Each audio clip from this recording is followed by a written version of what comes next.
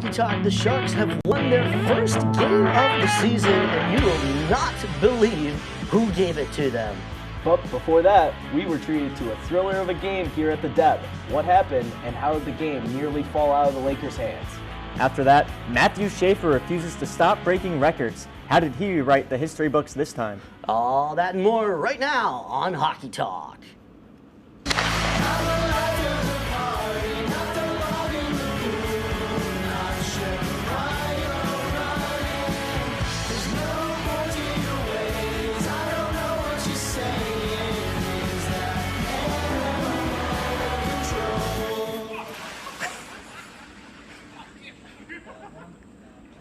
Welcome back to Hockey Talk, the show made by hockey fans for hockey fans. My name is Rob Finger, alongside my co-hosts Chris DeLuca, Eric Palmieri, and Evan Sholmes, and we're here to talk hockey. Now, the Oswego Lakers women's hockey team just kicked off their regular season in about the most dramatic way they could have. This past weekend, the Castleton Spartans came down from Vermont to take on the Lakers at the Deb on Halloween night and Day of the Dead. And it was that latter game that had us all thrown for a loop. We'll show you why, because we have all the highlights right here for your enjoyment. So let's take a look.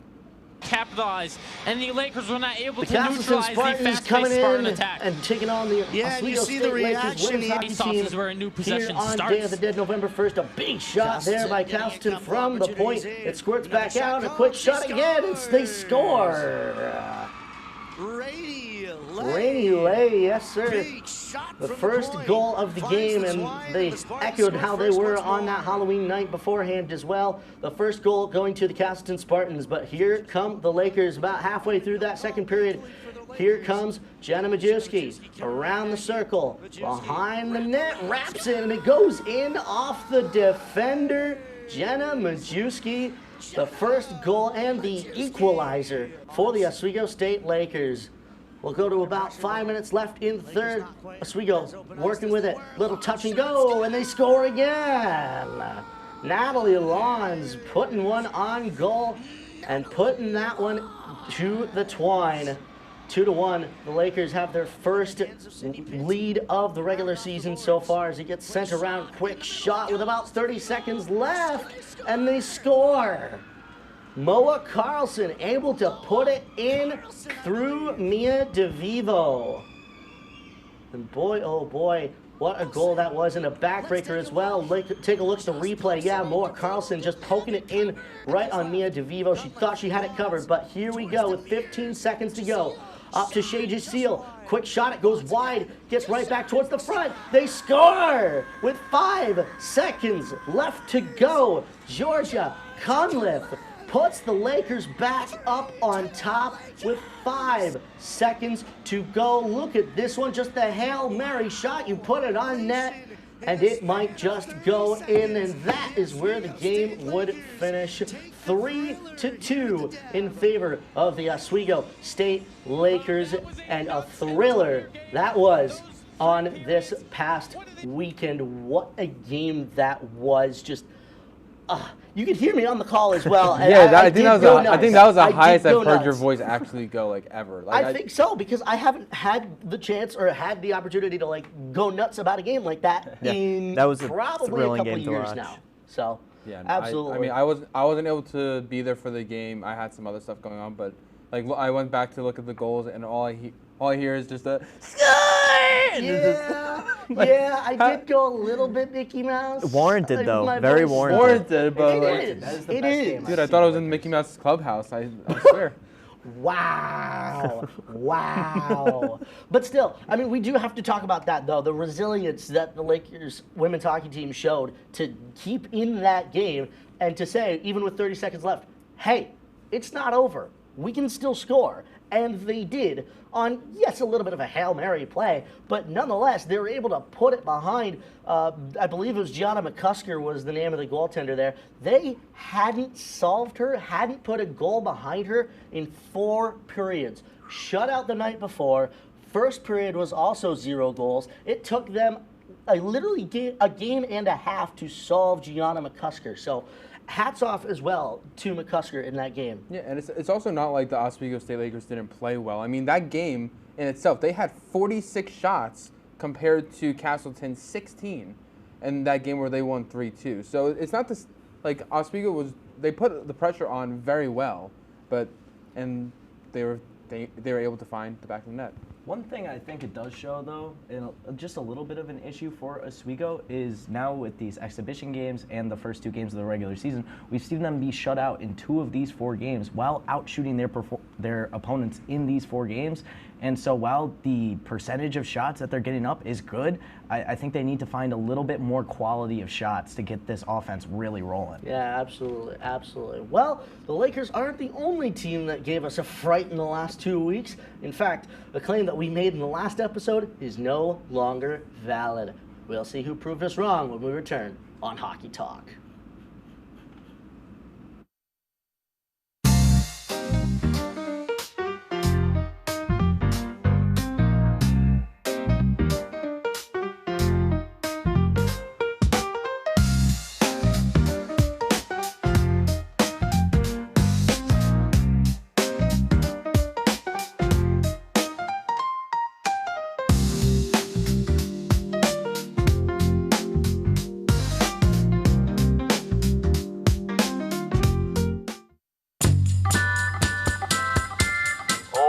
But I would have liked to see more on, Putin or something. I don't think he's very nice. He's so annoying, and he's not very funny either. He got that hot dog at one time. I don't know why he would do such a thing. I'm not sure why he's still playing a Nintendo Wii. The Nintendo Wii is so old. I've tried reporting him like 600 times, and nobody's answering my phone calls. Welcome back to the DK experience. Go back to your job. Every NFL fan had prayed for the last 15 games. They beat. Writing a letter to the NFL fans? Get out of here with that. Let me finish. No, let me finish. Stop. Johnny Manziel, that guy, he's a loser. No, that's.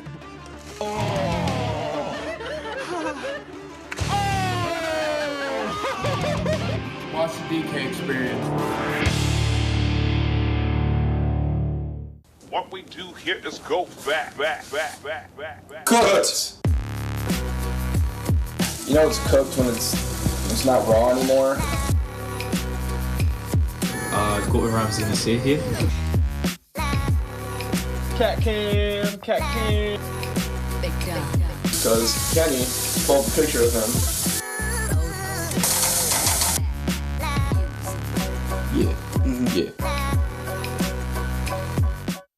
Welcome back to Hockey Talk, the show made by hockey fans for hockey fans. My name is Rob Finger, alongside Chris DeLuca, Eric Palmieri, and Evan Shomes, and we're back to talk hockey. Now, a certain team of a man across the board here lost and gave the first win of the season to the only remaining winless team.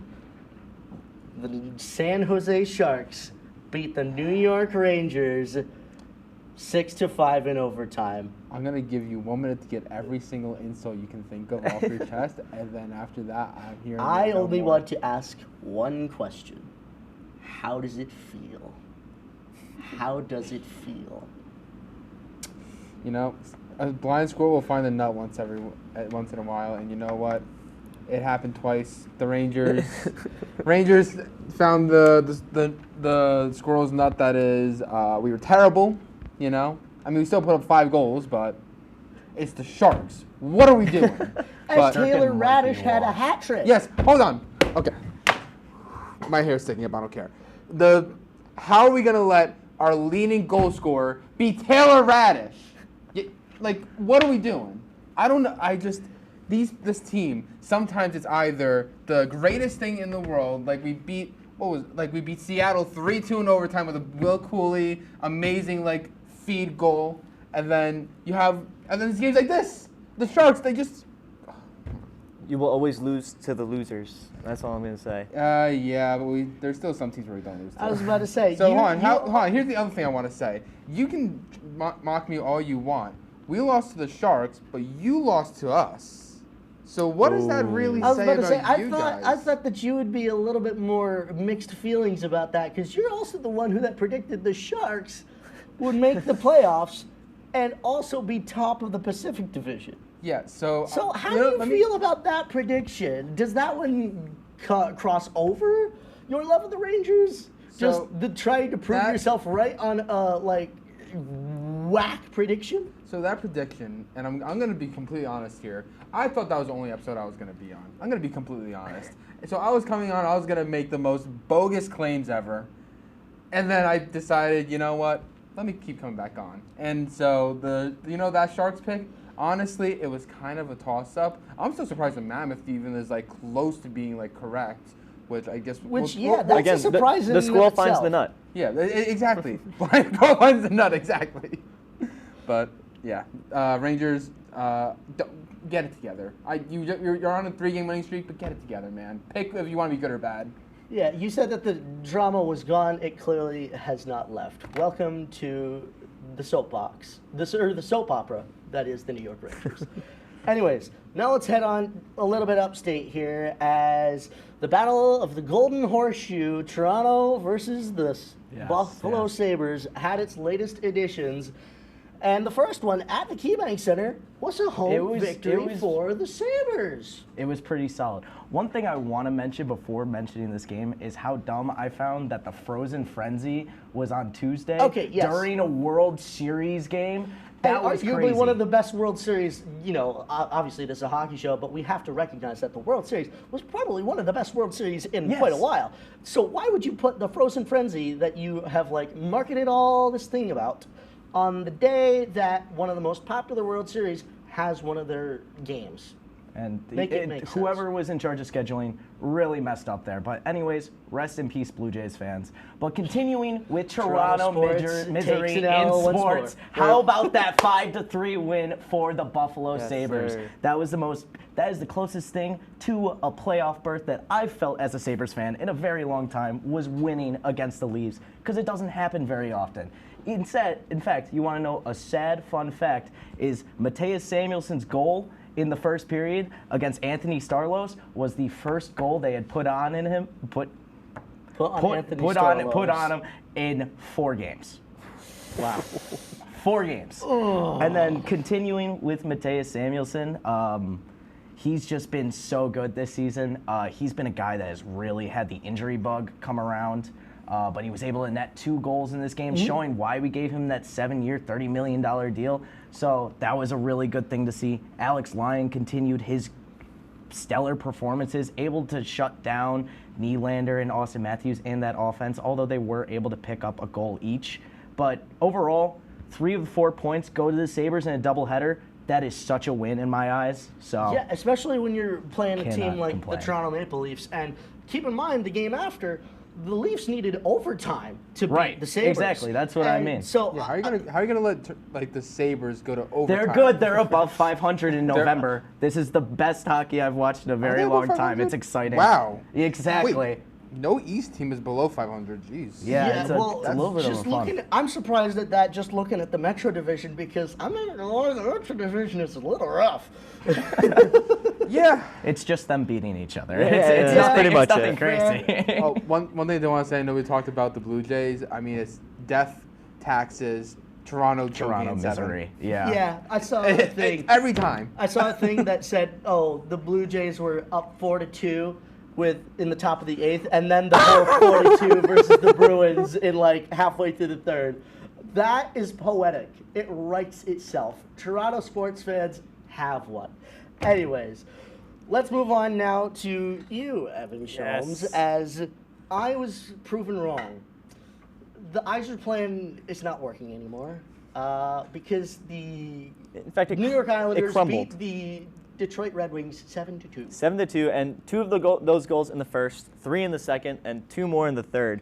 So honestly, the first episode, I was horrified at our backup goalie situation in Riddick, but he's been looking insanely good, honestly. Give it a couple games. He looked. I have given it a couple of games. The thing is, I have given it a couple of games, and every game he's played, he's looked almost.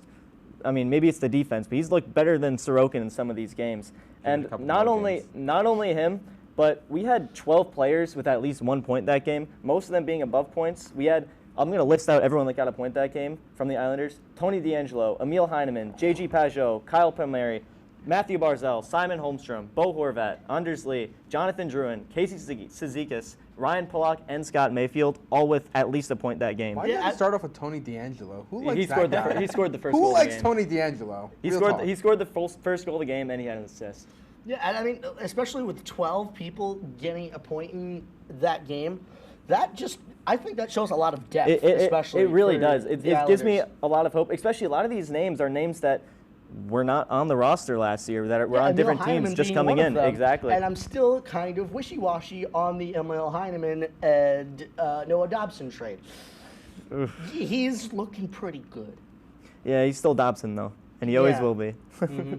Fair enough. But let's move on here to my game that I was. Listen, I was watching this Saturday night. Okay, let me fill you in as our two co-hosts on the other side go for a little bit of a nap. Yeah, Chris and Luca, you can have your time there, buddy.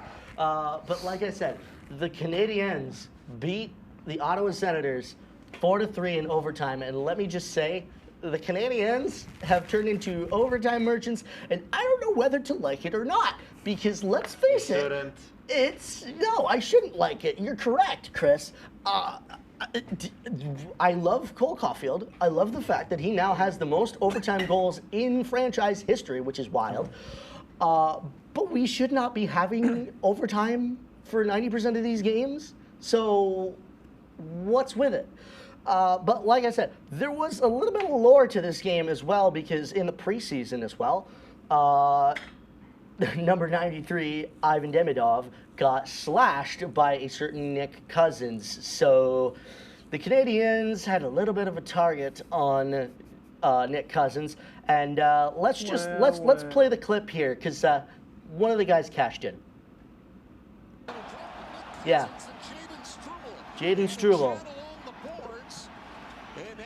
Look at this. 1, 2. Oh. Out. Oh my God. Out. There have been some good fights this season. I can't even lie. Just around the league. Yes, and I'm glad that, Jaden Struble was the one to cash something in, because he's a decent fighter as well. I would have liked it if the man on my back had cashed it in, but nonetheless, Jaden Struble just knocks out Nick Cousins in 2 punches, 1 to lighten him up, and 2 to just send him down. I loved that. That was just amazing in my eyes. I hope that, like I said, it was number 72, Arbor Jacki, to do that, because he's really our fighter. He's called the Sheriff for a reason. I thought his name was But Wi-Fi. nonetheless, I mean, yes, he has 2 nicknames.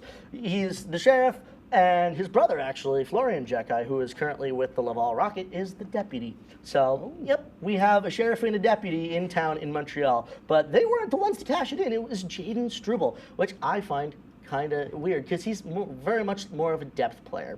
But nonetheless, the Canadiens were able to pull it out in overtime. And, yeah, it was Alex Newhook scoring that one. So Cole Caulfield got a little bit of more relaxing overtime this time, and it was Alex Newhook that gave the win to the Montreal Canadiens 4-3. Well, that's not all the hockey we've got, though, because a certain Matthew Schaefer continues to rewrite the history books, and a team that we have not seen in a while is now sitting atop the Pacific Division. We'll find out who it is when we return on Hockey Talk.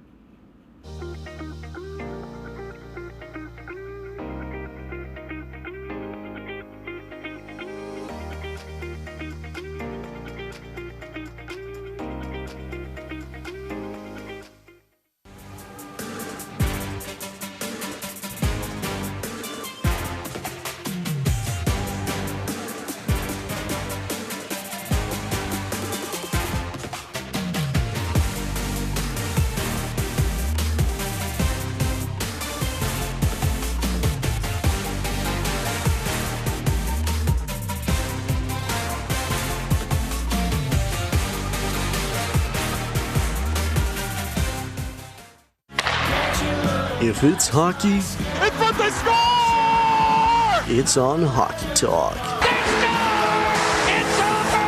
Join Rob Finger and his panel of guests. Their behavior against easy teams. How do you lose to the Bruins twice? As they take you through the hockey world. We welcome you with open arms. Tune into Hockey Talk, Mondays at 9:30 after East Coast hockey games. Only on WTOP.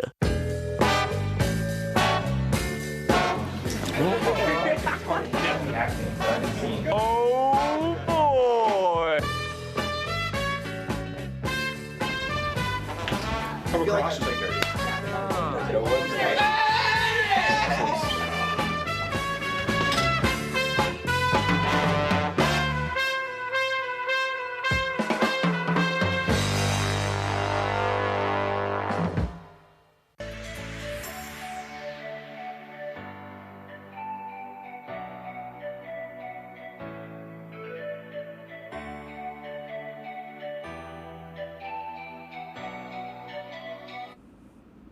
Welcome back to Hockey Talk, the show made by hockey fans for hockey fans. My name is Rob Finger, alongside Chris DeLuca, Eric Palmieri, and Evan Shomes, and we're back to talk hockey. Now, a team that I think all of us thought was still in a rebuild is now sitting pretty atop the Pacific Division for the first time in 4 years. The Anaheim Ducks have taken the West by storm and sit at 7-3-1.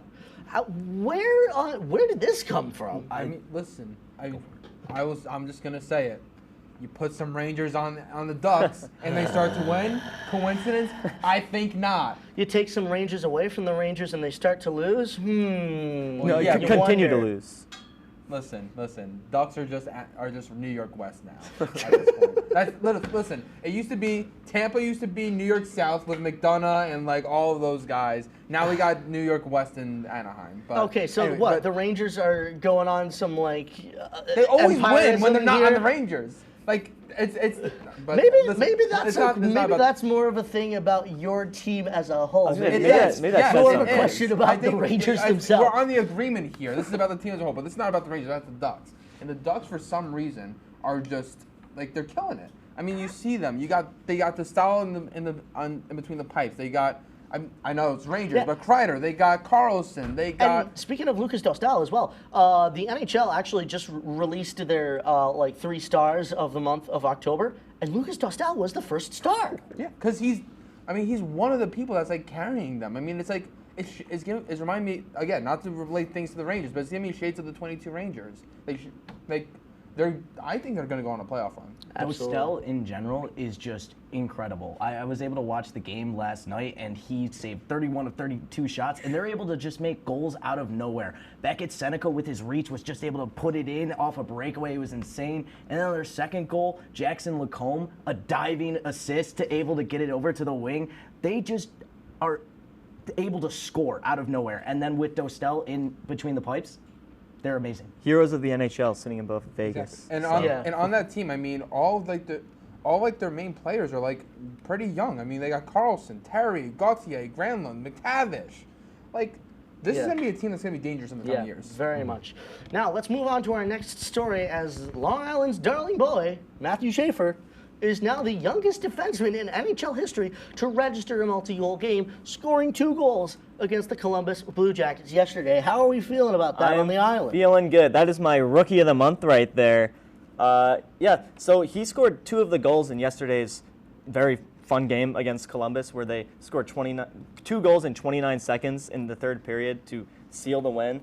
And mind you, this record was previously held by Hall of Famer Bobby Orr. To take a record from a Hall of Famer, I feel like that's not like an easy task. Schaefer is looking great, and honestly, all I got to say to that is, woohoo!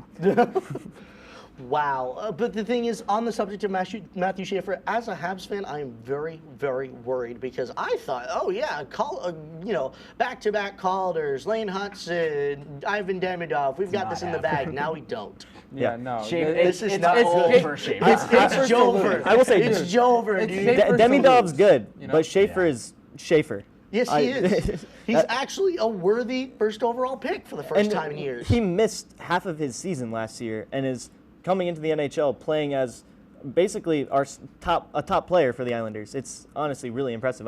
can't wait to see where he goes. All right. And I mean, you can't help but you just gotta love Schaefer. Yeah. Absolutely. Now for our final story, Brad Marchand probably just showed that he has a heart bigger than any of us actually previously thought of, because he took actually a leave of absence from the Florida Panthers to go to his friend and former trainer, J.P. McCallum, in Nova Scotia after his friend's daughter unfortunately passed away from cancer. He helped behind the bench of McCallum's U18 hockey team, and Saturday night dedicated his first goal upon returning to the Panthers to McCallum's daughter. You just love to see it. And just like some quick thoughts. I mean, a big thought about I know this. we were talking about it before the show, but I mean, Marchand was known as like the dirtbag of the league for years. He was the rat. And then ever since he's come to Florida, it's just been a complete perspective change that we've seen. I mean, now he's just one of the most beloved players. I mean, you see on like the NHL social medias, he'll be like calling the lineups, and like his team is just buzzing. And then like stories like this, fans just surround him now. It's great. I mean, listen, look what getting out of Boston does to a guy. You Yeah. know? Seriously. Boston sports just... As a Habs fan, I can concur. So, All right. anyways. Well, one more thing before we keep going. Oh, they're mad in the back. We're going over, I guess. But real quick, just announced within the last hour of the time of this recording, the Dallas Stars will be hosting the Stadium Series in Arlington, Texas, where the Dallas Cowboy plays in 2027. Very exciting. cool. That's pretty sweet. Well, we're almost at the end here, but before we say goodbye, we've got some games for you to watch for all of you at home, starting with Whiteout itself. The Oswego State Lakers will be hosting the Plattsburgh State Cardinals at the Deborah F. Stanley Arena for our annual Whiteout on Friday, November 14th at 7 p.m. Make sure to get in line early, because if you want to attend, because this one is sure to be sold out. We'll have all the coverage for those of you that can't make it right here on WTOP. But before the big game, the Buffalo Sabres have a big matchup coming up tomorrow night as the Utah Mammoth make their way to KeyBank Center in a game that could tell you a lot about the Sabres if they're truly the real deal or if it's the same story over again at 7 p.m. tomorrow, and will be presented on MSG Network. After that, the Utah Mammoth will make their way up to the Great White North and take on the Montreal Canadiens on Saturday. The Habs are currently top of the Atlantic Division, with Utah sitting third in the Central Division. That game will take place at the Bell Center and be broadcast on either Sportsnet or TSN, accessed via ESPN+, with puck drop at 7 p.m. Lastly, a big Metro Division matchup will be taking place that same Saturday as the Battle for New York has its latest battle at Madison Square Garden that night.